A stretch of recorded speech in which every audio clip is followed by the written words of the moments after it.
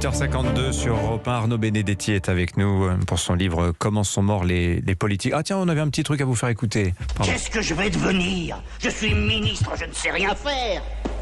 Oh, on n'a plus qu'à se chercher une place tous les deux, monseigneur. Oh, j'ai raté la transition, cet extrait de La Folie des Grandeurs, Louis de Funès et Yves Montand.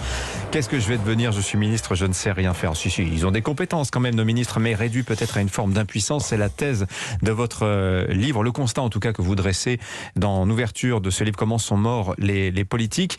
Alors, on terminait sur cette question d'un retour, peut-être du refoulé, avec cette invocation de par de nombreux candidats des mannes du général de Gaulle, de ce thème de la souveraineté qui revient très fort dans les propositions des partis politiques. Il y a cette phrase très connue de Philippe Séguin qui disait, il y a de ça 30 ans, les partis politiques sont des détaillants qui se fournissent tous auprès du même grossiste, l'Europe aujourd'hui. Cette question de l'Europe aujourd'hui, Arnaud Benedetti, elle explique dans l'évolution du discours des politiques vers une forme, vers des propositions en faveur du protectionnisme, d'un rapport peut-être plus conflictuel aussi avec l'Union européenne. Elle explique les grands clivages politiques qui se sont construits depuis maintenant 30 ans, depuis le traité de Maastricht. Moi, ce qui me frappe quand on regarde la cartographie électorale finalement, c'est que depuis 1992, quand on regarde de manière granulaire l'évolution du vote, finalement,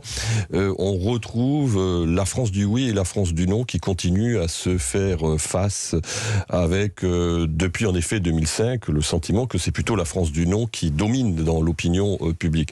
Je crois que la question de la protection sera la question essentielle des futures échéances présidentielles. Parce que finalement, quand on a vendu le traité de Maastricht en 1992 aux Françaises et aux Français, on l'a vendu autour de deux promesses. Une promesse d'abord de protection, c'est-à-dire le fait qu'en étant unis, qu'en mettant en place un certain nombre de mécanismes qui seraient des mécanismes gérés au niveau européen, on protégerait mieux les populations des États membres de l'Union européenne et surtout avec une promesse de puissance. Le fait que le fait de s'unir ferait que l'Europe nous permettrait d'être plus puissants et d'avoir une voix plus forte dans le concert international. La réalité, c'est que le sentiment qui s'est diffracté depuis 30 ans, c'est que non seulement l'Europe ne protégerait pas, mais qu'en plus elle serait d'une certaine manière impuissante. Donc la réalité, c'est que le débat européen a fractionné l'ensemble des grandes forces politiques. On l'a vu à gauche, on l'a vu à droite, et il continue d'une certaine manière à fractionner le champ politique en France et ailleurs. On voit que la recomposition s'opère de la manière suivante. Aujourd'hui, le clivage gauche-droite est un peu dépassé parce que vous l'avez dit, des partisans du oui, il y en avait dans les deux camps, gauche et droite, des partisans du non également. Et on voit trois pôles aujourd'hui. Il y a d'abord cette gauche qui valorise la défense des minorités, qui s'est reconstituée autour de ce thème-là. On a un grand centre incarné par Emmanuel Macron qui promet la prospérité par le marché et la mondialisation par l'ouverture. Et puis on a une droite de l'identité aussi qui commence à clairement s'affirmer pour que la France reste la France. Voilà, c'est le triangle du rapport de force politique. C'est à peu près aujourd'hui le rapport de force tel qu'il s'instaure, c'est-à-dire avec une gauche qui donne le sentiment quand même d'avoir abandonné les classes populaires, notamment depuis la fameuse thèse Terra Nova qui préconisait d'aller chercher de nouvelles clientèles électorales pour vendre un nouveau modèle politique.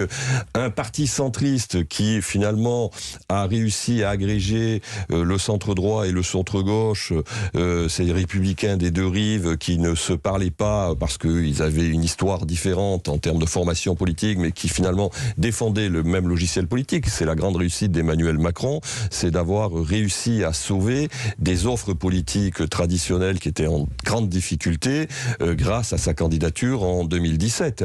Et puis en effet, il existe aujourd'hui à droite plutôt une droite qui se veut souverainiste et qui essaye de mettre la question de la protection au centre de son logiciel politique et qui c'est pas la protection, Arnaud Benedetti, je suis pas d'accord avec vous. C'est plutôt l'identité et même la question civilisationnelle. Mais la question de l'identité et la question de la civilisation, ça ramène à ce que, par exemple, un politiste comme Laurent Bouvet appelle la sécurité culturelle. Donc la sécurité culturelle, c'est un sujet qui touche à la question de la protection. La question de l'identité, ça touche à la question évidemment aussi de la façon dont on se projette dans l'avenir en tant que nation. Mais le sujet de la protection sera essentiel. Il sera essentiel sur le plan économique, il sera essentiel sur le plan social, il sera bien évidemment essentiel sur le plan sanitaire, et il sera essentiel sur les grandes questions régaliennes, la question notamment de la sécurité, entre autres, et la question d'identité. Et il y a un quatrième groupe dont on n'a pas parlé, c'est celui par lequel vous avez commencé tout à l'heure, les abstentionnistes. Comment vous lisez ces gens-là? L'abstention, est-ce que c'est l'expression d'un désintérêt du politique, ou simplement le fait qu'il y a l'offre en face ne correspond pas? Est-ce que c'est une mise en retrait du collectif? C'est la thèse défendue par exemple par Jérôme Fourquet, qui était à ce micro il y a quelques jours.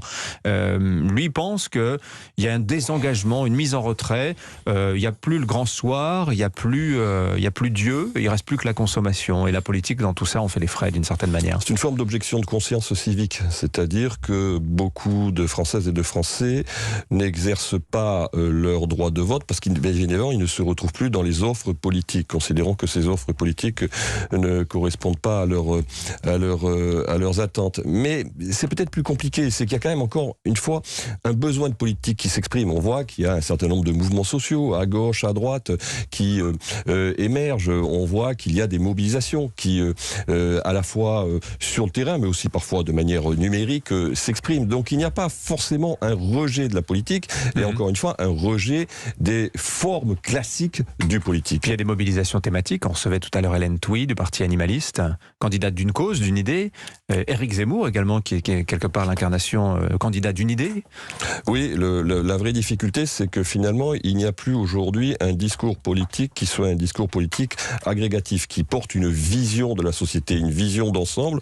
Donc à partir du moment où vous avez cette béance et vous avez ce vide, vous avez en effet des revendications thématiques qui émergent. En fait, globalement, ce à quoi nous avons assisté, c'est la disparition de ce que l'on a appelé le parti attrape-tout, le grand parti attrape-tout, qui permettait de traiter toutes les thématiques de la vie publique. Merci Arnaud Benedetti. Comment sont morts les politiques? C'est le titre de votre dernier livre aux éditions du Cerf. Je le montre pour ceux qui nous regardent sur europe1.fr.